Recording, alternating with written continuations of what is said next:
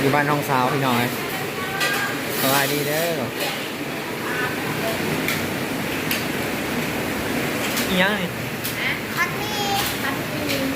พักที่เมาอันนี้ข้าวเปียกข้าวเปียกน้องข้าวเปียกเส้นง่าย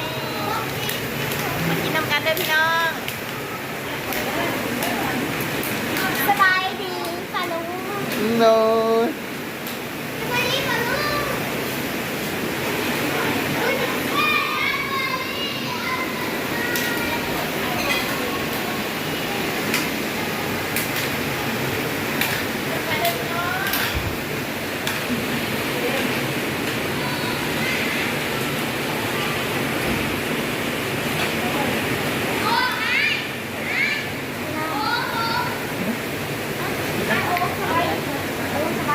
ออมลูก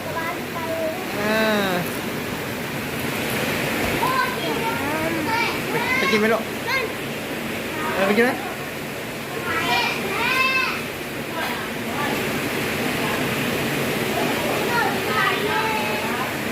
คนดกนะพี่น้องเด้ออาจจะบ่ได้ยินเสียงชัดเจนนะพี่น้อง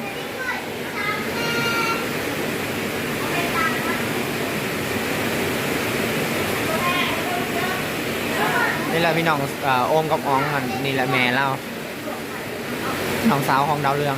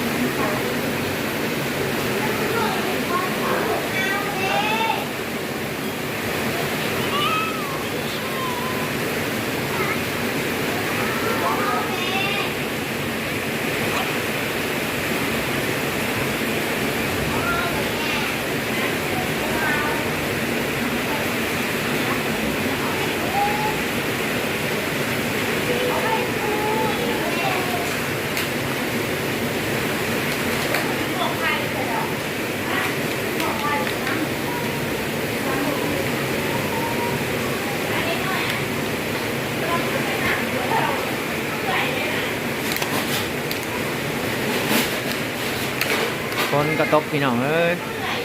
จะได้ยินเสียงเลยบ่เนาะ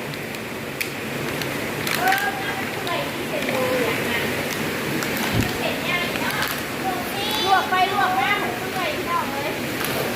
ว้ายอยากหัวเอง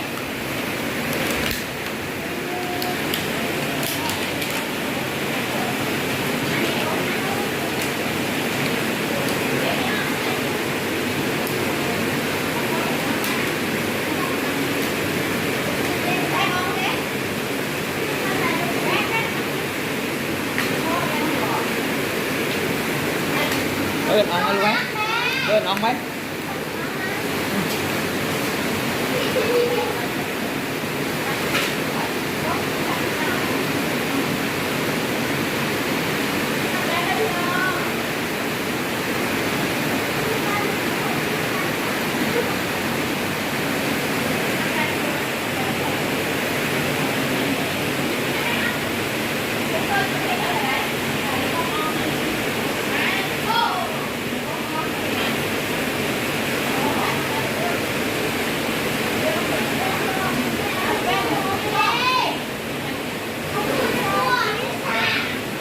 เห็นบ่ลูก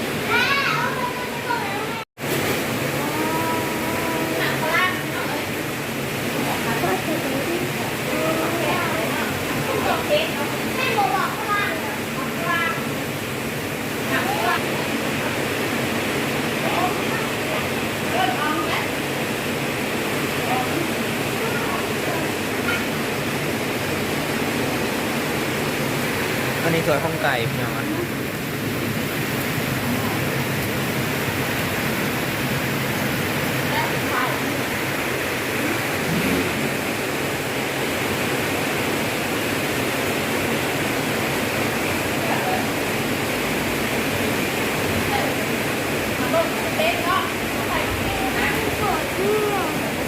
เหนียวนี่ไว้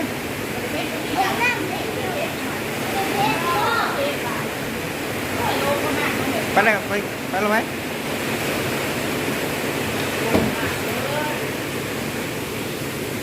พ่ออยาก ผัวแม่ยางผัวมี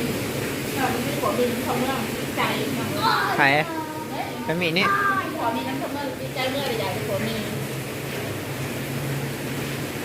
ใช่ปะมันไม่ผัวมีของมาก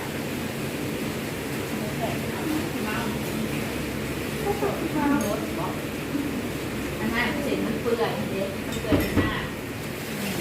เสร็จมันเปื่อยเป็นหน้าของเสียค่ะแล้วก็เป็นนั่นอีกอ่ะก็ตัดที่เราต้องมีสิ่งมันอยู่เพราะหน้ามันก็หน้ามันเสียเวลาเสร็จมันเปื่อยเนาะมันนั่นอีกแบบนี้เรียกว่าหน้ามันเหนียวนะหน้ามันเหนียว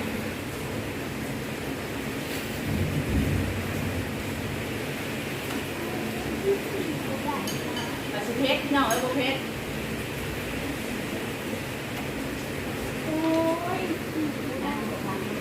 เขาที่ทำอะไรล่ะ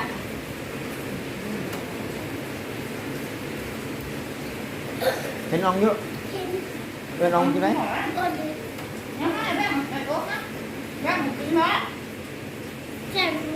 เสียบยุเสียบยุ มานั่งไว้ชิคอยก่อนนะมึงหนองโอมแต่เรากินเขาเองในเด็กนี่หนองโอมน่ะ ไปรู้ไหมไปนั่งขังแม่ไหมแม่ปลอดไหมรู้อย่างว่า เพิ่นนะมีแต่สองหูเพิ่นมาถึงก่อนเนี่ยอ๋อ รู้ไหม ถ่ายเขาเลยเราจะไปทางถ่าย รู้ก่อนจะของกล้องพี่น้องนะ ติดใจคุณโทษอยู่เจ็บคอ แซ่บยวน อะไรไม่ได้ ฮะหาหนามด้วยบัดนี้ มึงจะไปสวรรค์ก่อนเปิดแล้วมาได้ก็ไปนะแผลไม่เห็นกันแผล คลินิกได้เสมอ นี่บอลตลาดได้ตรงนั้น ว่าคนละคลินิกก็ข่อยวะ มันตลาดเก่าไปอยู่ในเนาะว่าเดี๋ยวไปทางไหน มือฮือก่อนมืออื่นนี่ชิดเวียกเนาะ เขาโมเดลได้ใช่ป่ะเขาอะไรไอ้น้องมาคุณจังไอ้เด็กก็เปิดแล้วนะนั่นเปิดตลาดต้องเหมือนกันคือไป อ้อมลูกสบายดีลูกอ้องกันใหญ่เป็นบ่าวเลยพี่น้องนะ ตลาดอะไรหมดเลย เดี๋ยวเสียเพียงหรือทุกคนจะนะ ไอ้เลิฟยู เดี๋ยวแม่ ยังค่ะ เขาซื้อให้แฟนดู อ้วนเห็นยังเนาะอ้วนบริเมื่อบ้านนำพี่น้องจริงคาราบาวหรอ กินโหลดกันใหญ่จังเล เลี้ย ย งเลยเขาบอกว่ายังแบบ คาราบาว คาราบาว แล้วกันนี้ค่ะ เลิฟยูสู้สู้ เวลาคุณนี่นี่ก็แบบนะ นี่จ้ะ ผีกองก่อย อันนี้แหละเนี่ย จะเอ๋ แล้วก็นี้จ้ะนี่จ้ะนี่ ที่เข่าที่เข่าบ่ แม่รู้มึงเคยกินเหรอ กันนี้จ้ะเอาไป เขายังตกใจเอาไปไหนอ่ะ เอาอ้วนไปกินน้ำแม่แล้วไม่รู้ไหมกินน้ำแม่ไหม นี่จ้ะ ปืนมาหรอนะ ฮู้ยัยนี่เอ้ยจับแล้วมันจะ อ้วนไปกินน้ำแม่ไหมไปกินข้าวไหมเดี๋ยวเมื่อไหร่จะหิวนะไหม น้ำมันนี่เอาหน่อยน้ำมันน้ำเนี่ยมันอาหารอยู่นะ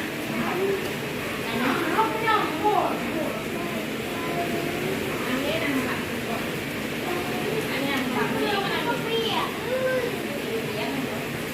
ลี้ยงทอดบาทที่ร้านร้าน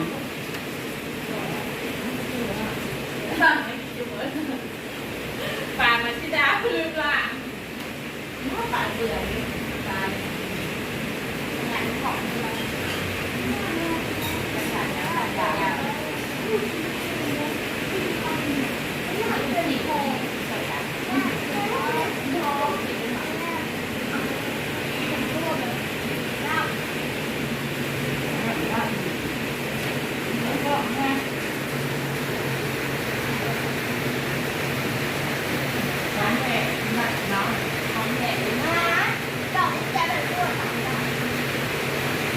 โอเคพี่น้องสำหรับคลิปนี้ก็ขอจบลงเพียงสำนี้นะพี่น้องเด้อพอกันใหม่คลิปหน้าพี่น้องอยู่ดีมีแห้งวัสดุทุกคนสมองสปอร์ตเนาะขอให้ท่านทุกดูแลสุขภาพทุกเด้อพี่น้องเด้อสบายดี